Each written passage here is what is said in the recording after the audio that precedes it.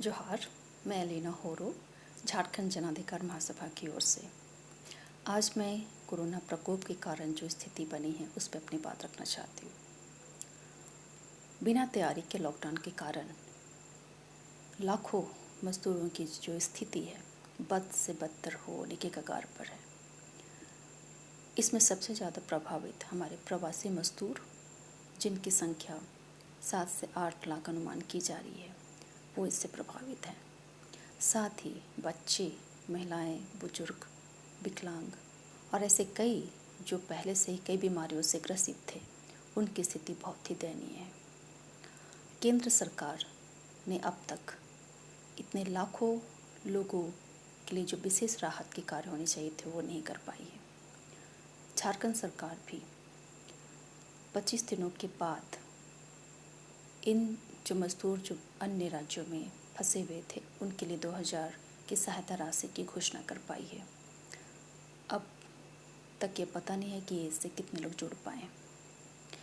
वास्तव में सरकारें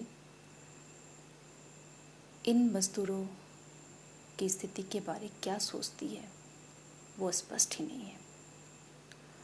अभी भी जो लॉकडाउन के कारण से उनकी जो रोजी रोटी चली गई, नौकरी चली गई, उतना ही नहीं, साथ ही साथ उनको जो स्वास्थ्य सुविधाएं मिलनी थी उससे वो वंचित हो गए और भूख तो एक बहुत बड़ी समस्या बनी हुई है।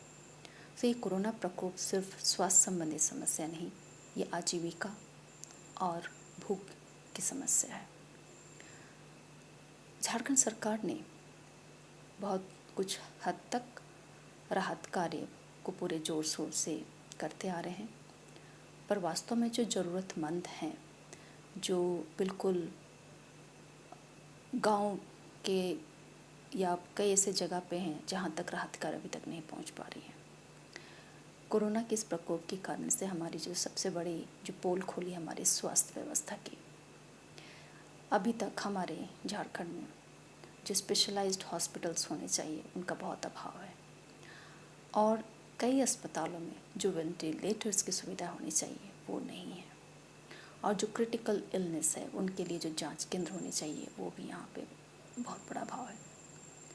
और अभी के दौर में जब कई अन्य मरीज जो अन्य बड़ी बीमारी से ग्रस्त थे, जो नियमित जांच करवाते थे, अभी कोरोना की वजह से उनकी तरफ बिल्कुल ध्यान नहीं दिया जा पा रहा है।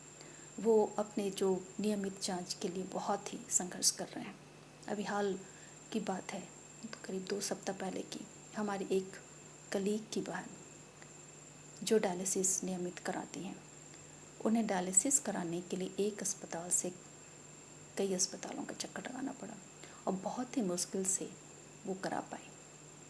अभी 2 दिन पहले की बात है, एक कैंसर पीड़िता जो धनबाद की रहने वाली, उसे भी अपने जो जांच के लिए कैंसर केंद्र में जाने का जो प्रावधान होना चाहिए था, जो उसे सुविधा मिलनी चाहिए थी, वो नहीं मिल पाई क्योंकि डॉक्टर्स अवेलेबल नहीं थे। बहुत ही मुश्किल से अभी जा कर के उसे जमशेदपुर में उसे इलाज कराया जा रहा है। ऐसे कई उदाहरण, अभी कई केसेस हमारे सामने आ रहे हैं जो बहुत ही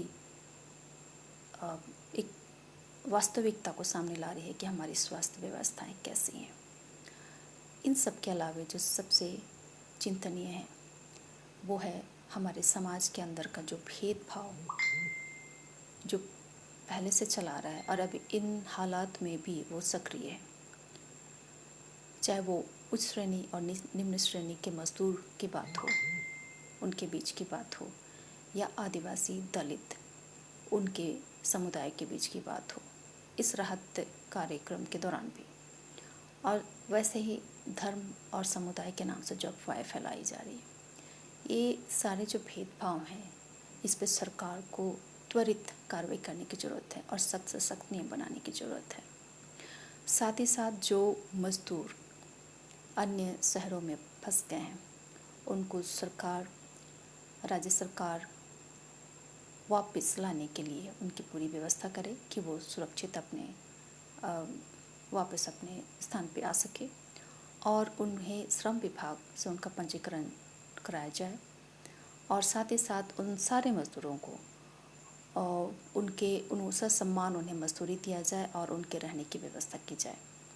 सरकार को अभी बहुत ज़रूरत है कि वो जन वितरण प्रणाली को सुचारू रूप से चलाने में अपना पूरा ध्यान दे ताकि हर एक ज़रूरतमंद तक राशन पहुंच सके।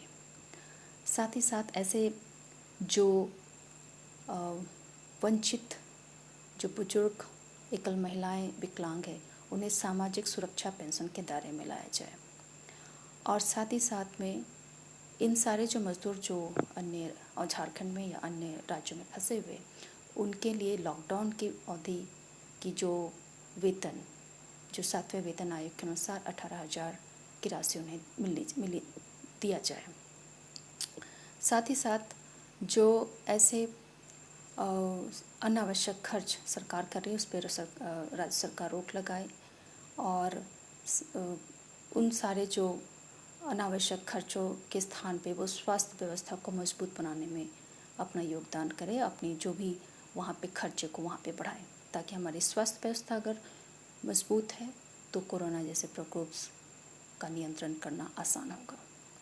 इसका उदाहरण एक केरला मॉडल है जिससे हमारे राज्य सरकार और अन्य सभी राज्य सरकारों को भी सीख लेने की ज़रूरत है कि अगर हमारी स्वास्थ्य व्यवस्था मजबूत है और हमारा जो सिस्टम जो डिसेंट्रलाइज सिस्टम हो तो हम कोरोना जैसे प्रकोप का सामना आसानी से कर सकते हैं। कोरोना के डर से बचें और हम सुरक्षित रहें और अपनी इम्यूनिटी को बढ़ाने के लिए मेहनत करते रहें। धन्यवाद।